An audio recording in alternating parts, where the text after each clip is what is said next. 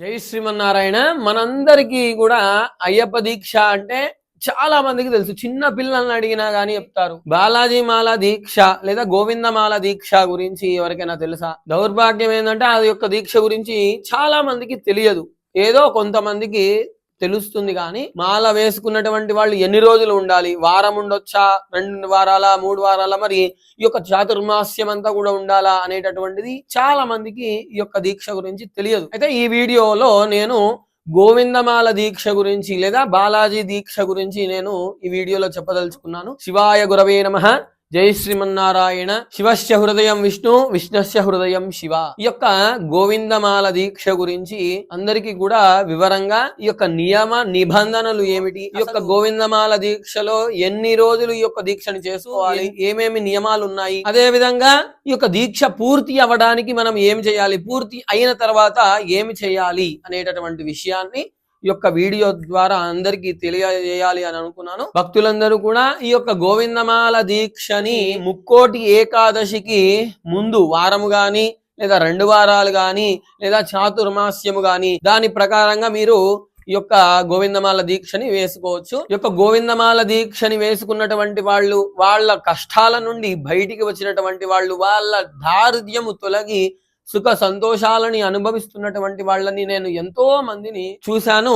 అదే విధంగా వాళ్ళు పరిచయ వ్యక్తులు కూడా ఉన్నారు. భక్తులకి అనుమానం, మరి ఈ యొక్క దీక్ష తీసుకుంటే మళ్ళీ మనకు అన్ని విధాలుగా శ్రేయస్కరంగా ఉంటుందా, దారిద్ర్యం తొలగుతుందా, మరి ఈ యొక్క దీక్ష తీసుకున్న మాత్రం చేత అసలు దారిద్ర్యం ఎలా తొలగుతుంది అని అంటే మన పెద్దవాళ్ళు ఈ యొక్క దీక్ష నియమ నిబంధనను ఊరికేనే పెట్టలేదండి. భక్తులకు ఈ యొక్క దీక్ష ఏదైనా కావచ్చు, అయ్యప్పమాల దీక్ష కానీ ఈ యొక్క గోవిందమాల దీక్ష గాని ఈ యొక్క దీక్షా నియమము ఉపవాసము, సంసార పక్షంలో బ్రహ్మచారిగా ఉండడము. ఈ యొక్క నియమాలని ఎందుకు పెడతారయ్యా అంటే దీనికి కూడా ఒక లాజికల్ గా ఉన్నది. ఎందుకు అంటే దారిద్ర్యము అంటే ఏమిటి, తినడానికి తిండి లేకపోవడము, లేదా మనం ఒక పూట భోజనం చేసి ఇంకొక పూట భోజనం చేయకుండా ఉండడము, లేదా బట్టలు కొత్త కొత్త బట్టలు వేసుకోవడానికి ఉండకుండా ఉండకపోవడం, లేదా సినిమాలకు కానీ షికారులకు కానీ దూర ప్రయాణాలు చేయడం కానీ, ఇష్టమైనటువంటి స్థలాలకు వెళ్ళడానికి కానీ, ఆనందంగా ఎంజాయ్గా జాలీగా ఉండడానికి కానీ, ఇక కొంచెము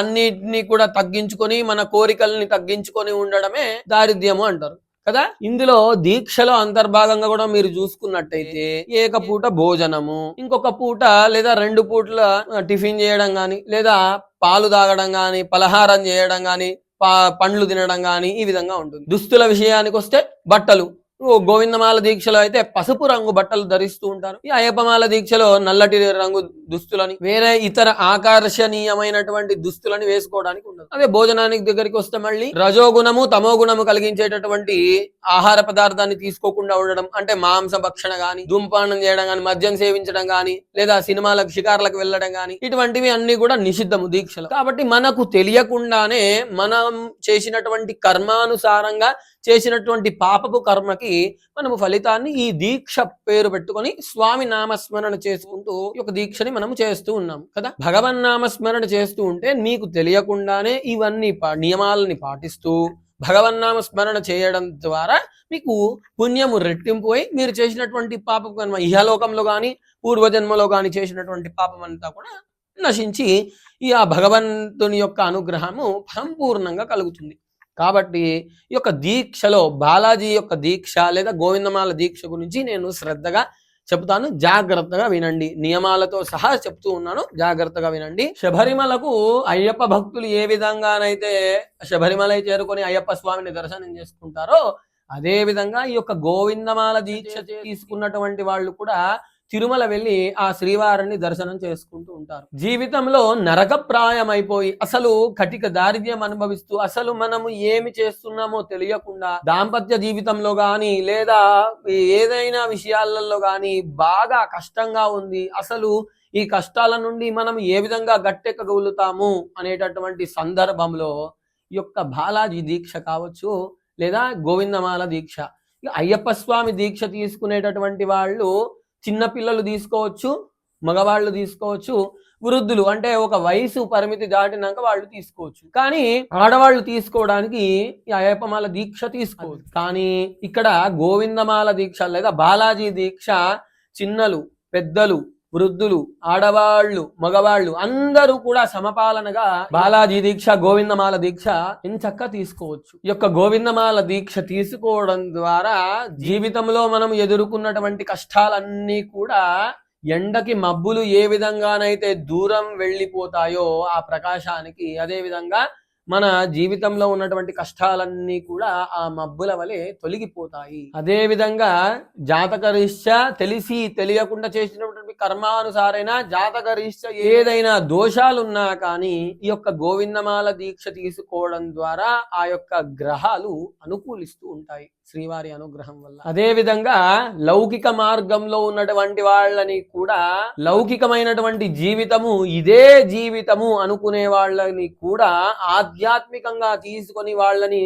సక్రమమైనటువంటి మార్గంలో తీసుకువెళ్ళేటటువంటిది దీక్ష కూడా ఈ యొక్క గోవిందమాల దీక్ష. తద్వారా రాబోయే జన్మల్లో మోక్షాన్ని కలిగించేటటువంటి దీక్ష ఈ యొక్క గోవిందమాల దీక్ష. ఎందుకు స్వామి మరి మీరు వచ్చే జన్మలో అంటున్నారు, మరి ఈ జన్మకి ఏమైంది అంటే మనము చేసుకున్నటువంటి కర్మ ఎంత ఉందో మనకు తెలియదు. మనము పూర్వ జన్మలో చేసినటువంటి కర్మ ఏముందో మనకు తెలియదు.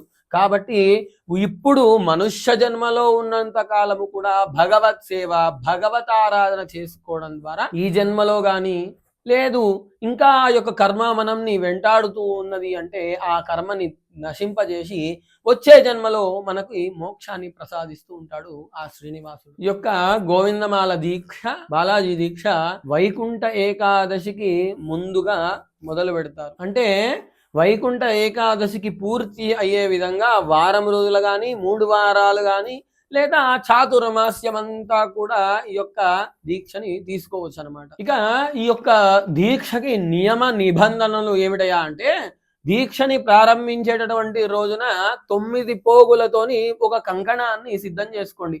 9 పోగులతోని అంటే పైన ఒక దారబంతిని తీసుకొని ఇట్లా మడత పెట్టడం కాదు. 9 పోగులు 1, 2, 3 అట్లా 9 వరుసలతోని 9 పోగులతోని ఒక కంకణాన్ని సిద్ధం చేసుకొని దానికి మామిడాకు కట్టాలా, పసుపు కొమ్ము కట్టాలా, లేదా ఈ తమలపాకు కట్టాలా, ఇవన్నీ ఆలోచనలు పెట్టుకొని చాదస్తం పెట్టుకోకండి, చేసుకోకండి. ఒక ముడి వేయండి. మధ్యలో ఒక ముడి వేసినట్టయితే అది కంకణం కింద మారుతుంది. దాన్ని పసుపులో ముంచి 9 పోగుల దారాన్ని పసుపులో ముంచి మధ్యలో ముడి వేసి చేతికి కట్టుకోవాలి. ఇది కంకణము అంటారు. తప్పనిసరిగా చేతికి ఉండాలి కంకణము. ఎందుకంటే దీక్షా స్వీకారం అంటేనే కంకణం కదా. కాబట్టి కంకణము ఈ యొక్క దీక్ష పూర్తి అయ్యే వరకు కూడా మీ చేతికి ధరించి ఉండాలి. ఇక జపమాల, తులసీమాల కావచ్చు, లేదా తామర పూసల మాల, దానికి వెంకటేశ్వర స్వామి యొక్క లాకెట్, లేదా వెనక వైపు అమ్మవారు ముందట స్వామి ఉండేటటువంటి లాకెట్లు కూడా మీకు దొరుకుతుంటాయి కదా. దాన్ని కూడా తులసిమాలకు కావచ్చు, తామర పూసల మాలకు కావచ్చు తప్పనిసరిగా ధరించి వేసుకోవాలి అంటే మీరు వెంబట వేసుకోవద్దు. ఏదైనా వెంకటేశ్వర స్వామి ఆలయానికి కావచ్చు, లేదా విష్ణుమూర్తి ఆలయాల్లో నరసింహస్వామి కావచ్చు, ఇలా విష్ణుమూర్తి ఆలయాల్లో ఏదో ఒక ఆలయానికి వెళ్ళి అక్కడ అర్చక స్వామికి ఇచ్చినట్టయితే స్వామి పాదాల దగ్గర పెట్టేసి వస్తాడు. ఆ అర్చక స్వామితోని మీ మెడలో ధారణ చేసుకోవచ్చు.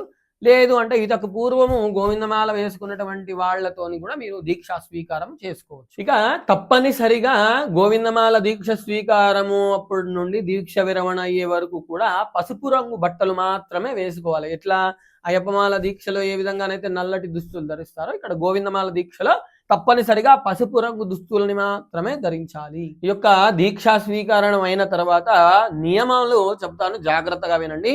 మొదటిది, ఈ యొక్క దీక్షా స్వీకారం రోజు నుండి కూడా దీక్ష విరమణ అయ్యే వరకు కూడా సూర్యోదయానికి ముందే నిద్ర లేవాలి. లేచి ఉదయము సాయంత్రము తప్పనిసరిగా స్నానాన్ని ఆచరించి తిరునామాలు పెట్టుకోవాలి.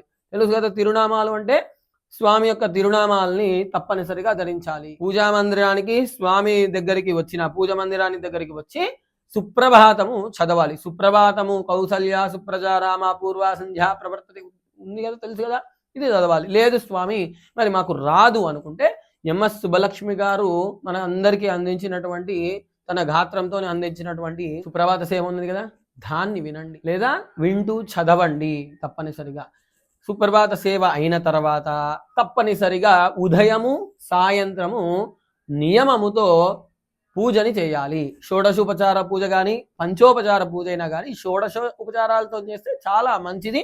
నేను అది కూడా ఇక ముందు నా ఛానల్లో నేను పెడతాను. కాబట్టి జాగ్రత్తగా ఆ ఉపచారాలను చేసుకుంటూ స్వామికి పూజని అందించండి. పూజ అంతా కూడా అయిపోయిన తర్వాత హారతి ఇస్తాం కదా, హారతి మొదటిగా స్వామికి చూయించి తర్వాత మీరు హారతి తీసుకోవాల్సి ఉంటుంది. ఇక రోజంతా కూడా సినిమా పాటలు కావచ్చు, ఏ ఇతరమైనటువంటి సంగీత అది ఇది వినకుండా భగవన్నామ స్మరణ చేస్తూ ఉండండి. గోవింద గోవింద లేదా శ్రీమన్నారాయణ శ్రీమన్నారాయణ అనుకుంటూ హరినామ స్మరణ చేస్తూ ఉండండి. ఇది మీకు తపస్సు కింద మారుతుంది.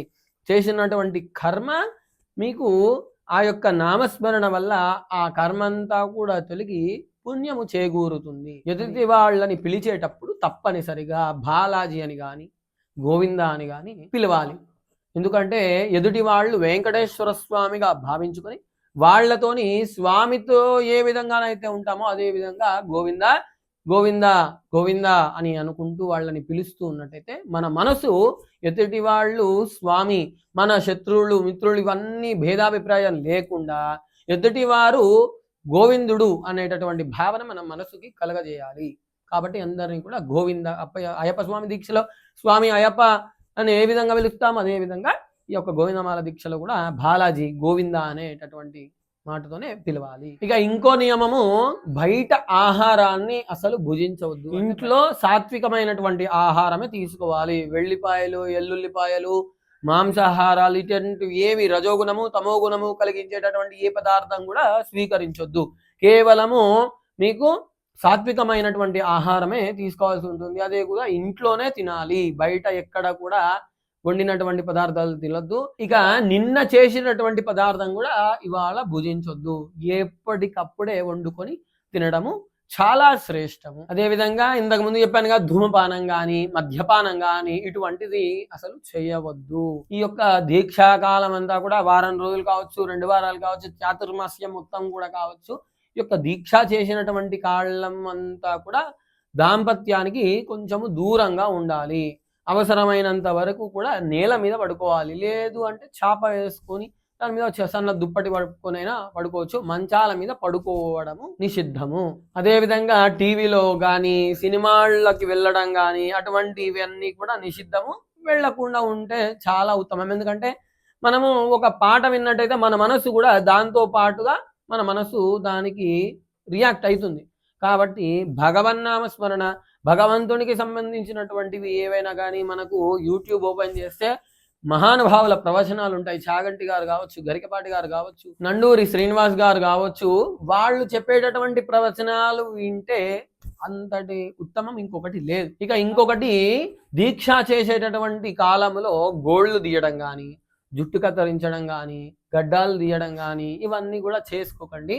దీక్ష తీసుకోవాలి అనుకునే ముందు మీరు ఇవన్నీ చేసుకొని దీక్ష స్వీకరించినా కానీ ఇబ్బంది ఏం లేదు. కానీ దీక్ష స్వీకరించినటువంటి తర్వాత గోళ్లు ఉరకడం కానీ కత్తిరించుకోవడం కానీ ఇవన్నీ చేయకండి. అదేవిధంగా ఇంకొక నియమము, ఈ యొక్క దీక్షాకాలం అంతా కూడా ఒక పూటనే భోజనం చేసి ఇంకో పూటలో పలహారము టిఫిన్లు కానీ లేదా పండ్లు పాలు ఇవి తాగితే సరిపోతుంది. ఒక పూట భోజనం మాత్రమే చేయాలన్నమాట.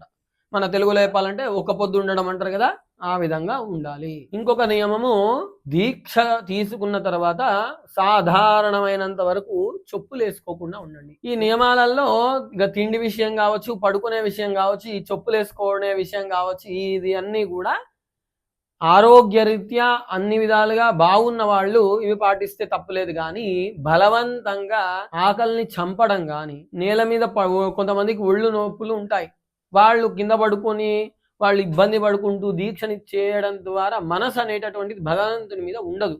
కాబట్టి సాధారణమైనంత వరకు ఎక్కడ అవకాశం ఉండి భక్తి ఎక్కడైతే ఉంటుందో దాని వరకు చేసుకుంటే సరిపోతుంది. అయ్యో మరి స్వామి రెండు మీరే చెప్తారు అని అనుకోవచ్చు. చాదస్తము ఇక్కడ పనికి రాదు, భక్తి ప్రధానము. అయ్యో దీపాల్లో 1 ఒత్తి 2 ఒత్తుల 3 ఒత్తుల ఇవన్నీ పక్కకు పెట్టి నేల మీద పడుకున్నా ఎక్కడ పడుకున్నా డయాబెటీసు ఆరోగ్య రీత్యా కుదరనటువంటి వాళ్ళు మాత్రము వాళ్ళకి ఎటువంటి ఇబ్బంది లేదు. కానీ అన్నీ బాగున్నాయి, నేను ఆరోగ్యంగా ఉన్నా ఎక్కడ పడుకున్నా ఏం కాదు, అయినా నేను మంచం మీదనే పడుకుంటా దీక్ష తీసుకోవాలంటే అంటే తీసుకోకుండా ఉండడం ఉత్తమం. ఈ దీక్ష అనేటటువంటిది నియమాన్ని నిబంధతని పాటిస్తేనే దాని యొక్క ఫలితం ఉంటుంది. కాబట్టి మీరు వీటికి అంటే ఆరోగ్యరీత్యా వాళ్ళకి ఇబ్బందులు ఉంటే మాత్రము అవి అక్కర్లేదు. వాళ్ళు 2 పూట్ల భోజనం చేసినా సరిపోతుంది. చెప్పులేసుకున్నా సరిపోతుంది.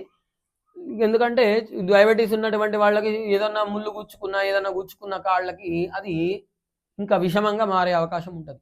కాబట్టి ఇవి చూసుకొని ఈ నియమాలని పాటించుకుంటూ ఈ యొక్క గోవిందమాల దీక్ష అనేటటువంటి దాన్ని పూర్తి చేయండి. ఈ యొక్క దీక్షలో ప్రప్రథమంగా ముఖ్యమైనటువంటిది పూజ. ఈ యొక్క పూజ ఒక్కటి భక్తి శ్రద్ధలతోని చేసుకున్నట్టయితే ఆ గోవిందుడి యొక్క అనుగ్రహం ఉంటుంది. ఇక చివరిగా అసలు దీక్షని ఎట్లా విరమించాలి, దీక్ష స్వీకారాన్ని ఎట్లా పూర్తి చేయాలి అంటే తిరుమల వెళ్ళి ఆ శ్రీవారి దర్శనం చేసుకుని దీక్ష అనేటటువంటిది పూర్తి చేసుకోవాలి. ఏ విధంగా అంటే ఇంటి నుండి బయలుదేరే ముందు 2 ముడుపులని కట్టాలి. ఒకటి శ్రీవారి మూట అంటారు. ఇక రెండవది మనము స్వామికి చూపించి మళ్ళీ అవి ఇంటికి తీసుకొచ్చేటటువంటిది. ఒక దాంట్లో జీడిపప్పు, ఇలాచి, లవంగాలు, మిరియాలు, పచ్చకర్పూరము, ఒక 51 రూపాయి కట్టి అది ముడుపు కింద కట్టాలి. ఇంకొక దాంట్లో 100 గ్రాముల బియ్యము లేదా ఒక 1/4 కిలో బియ్యము, ఒక కొబ్బరికాయ, కర్పూరము ఒక ముడుపులాగా కట్టి ఆ రెండింటినీ కూడా తల మీద పెట్టుకొని, అయ్యప్పమాల దీక్షలు తెలుసు కదా, నెత్తి మీద పెట్టుకొని ఏ విధంగా శరణఘోష చేసుకుంటూ వెళ్తూ ఉంటారో అదే విధంగా ఈ గోవిందమాల దీక్షలు కూడా నెత్తి మీద పెట్టుకొని తీసుకెళ్ళవలసి ఉంటుంది. ఇవి నెత్తి మీద పెట్టుకొని తిరుమల వెళ్ళగానే ప్రథమంగా మీరు అమ్మవారిని, తిరుచానూరు అమ్మవారి, పద్మావతి అమ్మవారిని దర్శించుకొని అప్పుడు శ్రీవారి దర్శనానికి వెళ్ళవలసి ఉంటుంది. ఎందుకంటే అమ్మ దగ్గరికి వెళ్ళినట్టయితేనే ఆ నాన్న అనుగ్రహిస్తూ ఉంటాడు కదా, అదేవిధంగా అమ్మ యొక్క అనుగ్రహానికై పద్మావతి అమ్మవారి దర్శనం చేసుకొని అప్పుడు శ్రీవారి దర్శనానికి వెళ్ళండి. అక్కడికి శ్రీవారి దగ్గరికి చేరుకున్న తర్వాత పురుషులైతే తలనీలాలు ఇచ్చేసేయండి, స్త్రీలైతే 3 కత్తెరలు ఇస్తే సరిపోతుంది. ఆడవాళ్ళు గుండు చేసుకోవాల్సినటువంటి అవసరము లేదు. ఆడవాళ్ళు పూర్తి ముండనము చేసుకోవద్దు. 3 కత్తెరలు ఇస్తే సరిపోతుంది. వైకుంఠ ఏకాదశి పక్క రోజున ఈ యొక్క దీక్షా విరమణ అనేటటువంటిది చేయాల్సి ఉంటుంది. అప్పుడు శ్రీవారి ఉండి దగ్గరికి కానీ లేదా అక్కడ ఏదన్నా టబ్బులు పెట్టి ఉంటే, ఎందుకంటే చాలా మంది దీక్ష విరమణ చేసే వాళ్ళు వస్తూ ఉంటారు కదా, వాళ్ళ గురించి సపరేట్గా దేవస్థానం వారు ఒక టబ్బులు కానీ ఏదైనా పెట్టి ఉంటారు. కాబట్టి ఆ శ్రీవారి మూట ఉంది కదా దాన్ని అందులో వేయండి, లేదా అవి పెట్టలేదు అంటే ఉండిలో వేసినా కానీ సరిపోతుంది. నాకు తెలిసినంత వరకు అయితే టీటీడీ వాళ్ళు అవి ఒక టబ్బులు పెట్టి ఉంటారు, దాంట్లో వేయండి. రెండో మూటని స్వామి దర్శనం అనంతరము అది జాగ్రత్తగా ఇంటికి తీసుకొని రావాలి. ఆ యొక్క బియ్యాన్ని పరమన్నము లేదా పొంగలి వండి మీరు స్వీకరించి ఒక 4 భక్తులకి పెట్టినట్టయితే ఆ కొబ్బరికాయ ఉందిగా స్వామికి నైవేద్యం పెట్టి మీరు ఈ యొక్క దీక్ష చేసి చూడండి. ఆ శ్రీనివాసుడి యొక్క అనుగ్రహం పరిపూర్ణంగా ఉంటుంది. ఎంతో మందిని నేను చూడడం జరిగింది ఆ యొక్క గోవిందమాల దీక్ష వేసుకొని వాళ్ళ కష్టాలన్నీ కూడా తీరినటువంటి వాళ్ళు కూడా ఉన్నారు. ఎందుకంటున్నావయ్యా అంటే వెంకటేశ్వర స్వామి ప్రత్యక్ష దైవం, కలియుగ దైవము ఈ యొక్క వెంకటేశ్వర స్వామి. ఆ వెంకటేశ్వర స్వామి యొక్క పాదాలు పట్టుకున్నటువంటి వాళ్ళని ఆయన విడిచిపెట్టమనడము అనేటటువంటిది లేదు. కాబట్టి భక్తులందరూ కూడా అవకాశం ఉన్నటువంటి వాళ్ళు తప్పనిసరిగా ఈ యొక్క గోవిందమాల దీక్షని స్వీకరించి ఆ శ్రీనివాసుడి యొక్క దర్శనం చేసుకొని మీ యొక్క జీవితంలో ఎదురున్నటువంటి కష్టాలన్నిటినీ కూడా తొలగించుకోండి. కొన్ని వందల మంది, కొన్ని వేల మంది అన్న కూడా కొన్ని లక్షల మంది ఆ స్వామి వెనిగి వాళ్ళ యొక్క కష్టాలని చెప్పుకొని తీర్చుకున్నటువంటి వాళ్ళు ఉన్నారు. మరి మీ కష్టాన్ని ఎందుకు తీయలేడు? కాబట్టి కలియుగ ప్రత్యక్ష దైవాన్ని ఆ స్వామిని శ్రీనివాసుడి పాదాలు పట్టుకొని మీ కష్టాలన్నీ కూడా తప్పనిసరిగా తొలగిపోతాయి. భక్తితోని శ్రద్ధతోని ఆ వెంకటేశ్వర స్వామిని పిలిచినట్టయితే తప్పనిసరిగా పలుకుతాడు. కాబట్టి యొక్క బాలాజీ మాల దీక్షని లేదా గోవిందమాల దీక్షని భక్తులు తప్పనిసరిగా ఆచరించుకోండి. మరి ఈ యొక్క దీక్ష ఎప్పుడు ప్రారంభించాలి? నేను ఇందాక చెప్పాను కదా, వారం 2 వారాలు ఈ లెక్కన చూసుకుంటే మీరు ప్రతి సంవత్సరము కూడా ముక్కోటి ఏకాదశి, వైకుంఠ ఏకాదశికి 7 రోజుల ముందు, నెల రోజుల ముందు లేదా 2 వారాల ముందు ఆ లెక్కన చూసుకొని మీరు ఎప్పుడు ప్రారంభించినా కానీ తప్పు లేదు. కానీ వైకుంఠ ఏకాదశికి పూర్తి అయ్యే విధంగా చూసుకోండి. అయితే ఈ మధ్యలో అందరికి క్యాలిక్యులేటర్ అవన్నీ ఉన్నాయి కదా, ఈ యొక్క దాన్ని ఆ విధంగా క్యాలిక్యులేట్ చేసుకొని ఆ ప్రకారంగా మీరు దీక్షా స్వీకారం అనేటటువంటిది చేసుకోవచ్చు. ఆ వెంకటేశ్వర స్వామి యొక్క అనుగ్రహం వల్ల భక్తులకి తీరని కష్టాలన్నీ కూడా తీరాలని నేను కోరుకుంటున్నాను. ఈ యొక్క గోవిందమాల దీక్షని స్వీకరించి తీరని కష్టాలన్నీ కూడా ఆ యొక్క వెంకటేశ్వర స్వామికి విన్నవించి మీ కష్టాలని తీర్చుకోండి. జై శ్రీమన్నారాయణ. శివాయ గురవే నమః. శివస్య హృదయం విష్ణు, విష్ణుస్య హృదయం శివ.